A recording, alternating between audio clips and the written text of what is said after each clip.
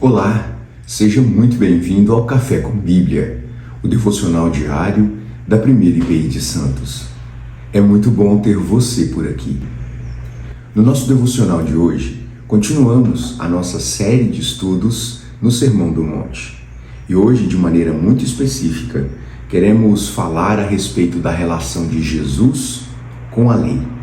Para isso, quero ler Mateus capítulo 5, versos 17 a 20, que dizem assim: Não penseis que vim revogar a lei e os profetas. Não vim para revogar, vim para cumprir. Porque, em verdade vos digo, até que o céu e a terra passem, nem um i ou um tio jamais passará da lei, até que tudo se cumpra. Aquele, pois, que violar um destes mandamentos, posto que dos menores, e assim ensinar aos homens, será considerado mínimo no reino dos céus. Aquele, porém, que observar e ensinar, esse será considerado grande no reino dos céus. Porque vos digo que se a vossa justiça não exceder em muito a justiça dos fariseus, jamais entrareis no reino dos céus. Existem algumas questões importantes para nós nesse texto. E antes de entendermos o que Jesus está dizendo e especificamente por que Jesus está dizendo, é importante que nós compreendamos aqui o contexto. Jesus havia iniciado o seu ministério e com isso grandes multidões começaram a acompanhá-lo. Por onde Jesus ia, muitas pessoas iam atrás dele. Algumas, é verdade, curiosas apenas, outras interessadas apenas nos milagres que Jesus estava fazendo, mas boa parte daquelas pessoas estavam interessadas nos ensinos de Jesus. Entre essa multidão, haviam os religiosos daquele tempo. Aqui, Jesus parece dizer muito claramente para esses religiosos, que eram em sua maioria escribas e fariseus. Escribas e fariseus eram grupos religiosos, partidos políticos religiosos que comandavam a religião, o senso moral e a ética do povo judeu naquele contexto.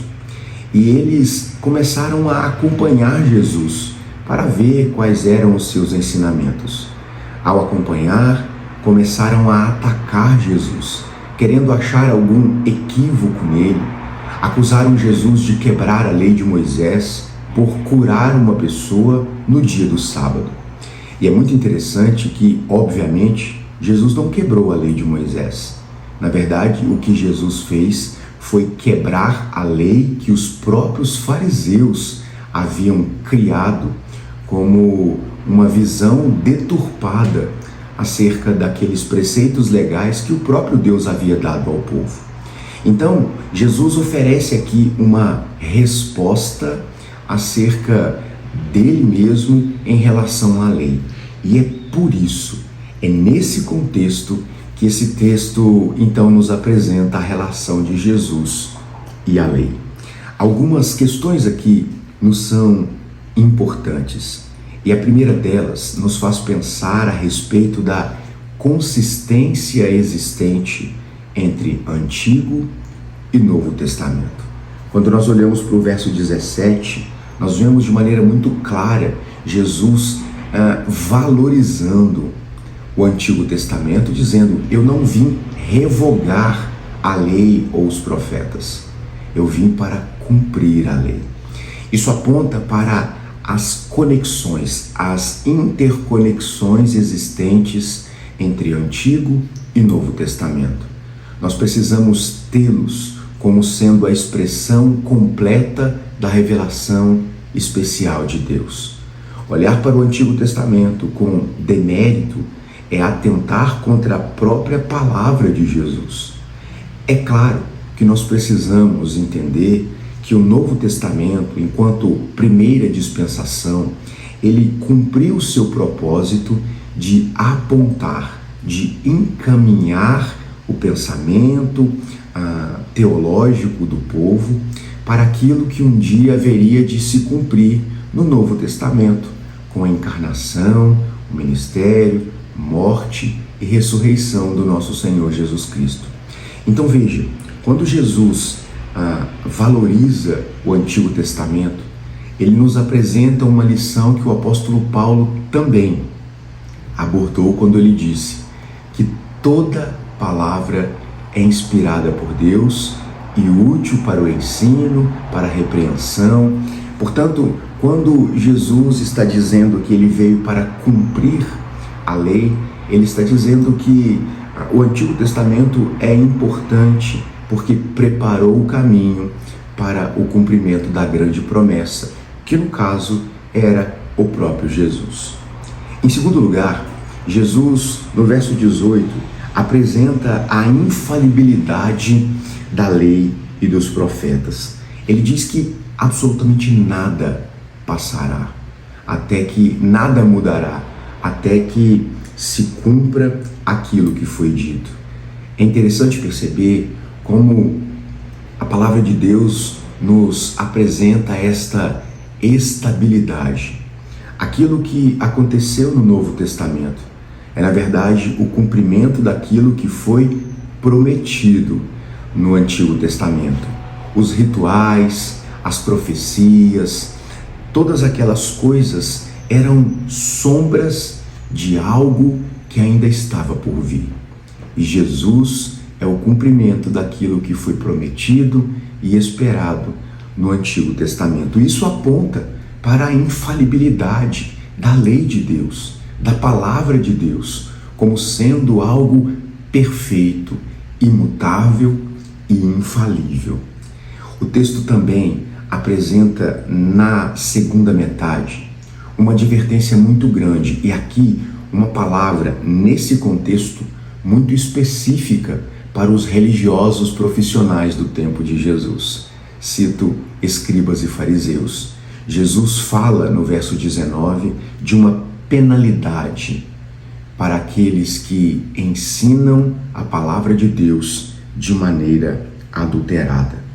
Aquele, pois, que violar um destes mandamentos, posto que um dos menores, ele sofrerá os danos, as consequências disso, será considerado o menor do reino dos céus. Irmãos, e esse verso de Jesus, em que pese ter sido dirigido diretamente ali para escribas e fariseus naquele contexto, ele é extremamente importante para nós hoje, porque nos traz um senso de responsabilidade em relação àquilo que nós ensinamos enquanto palavra de Deus. E é o próprio Jesus quem está dizendo que existe a necessidade de termos responsabilidade para com aquilo que ensinamos. E isso nos faz pensar a respeito da necessidade do estudo da palavra de Deus. Nós só conseguiremos compartilhar algo da palavra de Deus se antes nós conhecermos bem aquilo que nos propomos a ensinar. É por isso que nós não podemos desvalorizar o estudo bíblico, a escola dominical, os cultos, porque nesses momentos nós somos ensinados, ministrados, ao tempo que nós também não podemos desprezar o nosso momento a sós de devocional e de estudo da palavra de Deus, para que possamos fazer isso com zelo, com amor e assim sermos fiéis à missão que nos foi dada, de compartilhar a palavra de Deus. Vivemos dias de muitas inovações, de muitas diluições e alterações da palavra de Deus. Há quem diga que a palavra de Deus precisa ser atualizada.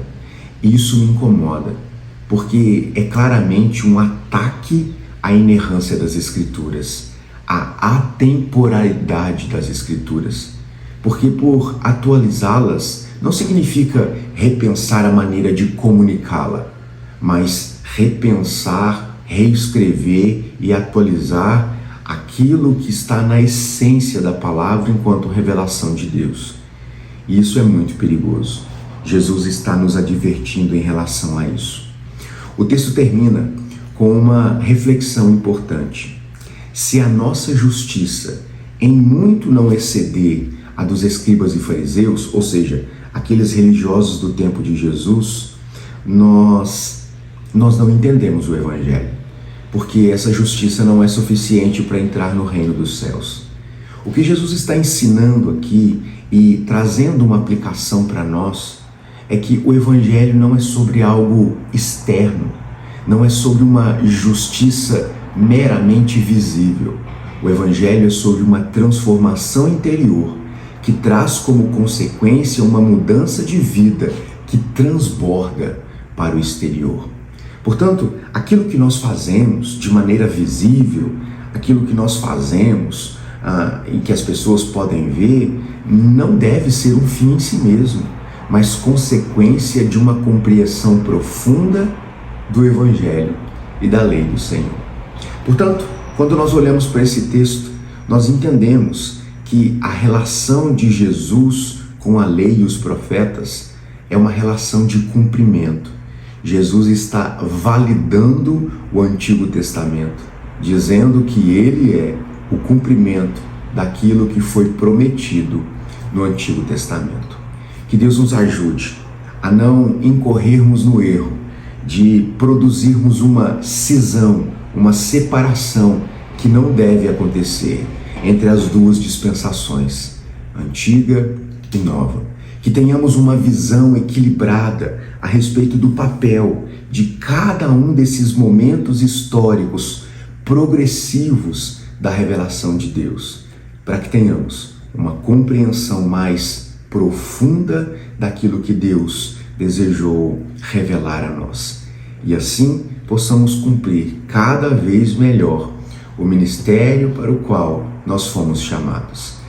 A Bíblia diz que nós fomos chamados para o ministério da reconciliação, de anunciar a reconciliação de Deus com os seres humanos. Que o Senhor nos ajude nessa doce missão de comunicarmos o Evangelho todo para todas as pessoas de maneira completa. Que o Senhor nos ajude. Vamos orar? Deus querido, nós te agradecemos por essa semana, por esse dia que se inicia. Obrigado, Deus, por sua palavra, porque cremos ser de fato inerrante e suficiente para nós. Nos ajude, Deus, a entendermos o texto sagrado e comunicá-lo com fidelidade, para que o seu nome seja conhecido e as pessoas se voltem para o Senhor. Fique conosco ao longo dessa semana e nos guarde, em nome de Jesus. Amém. Que Deus te abençoe, meu querido irmão, que você tenha um ótimo dia, uma ótima semana e, é claro, como sempre, um ótimo café com Bíblia. Tchau!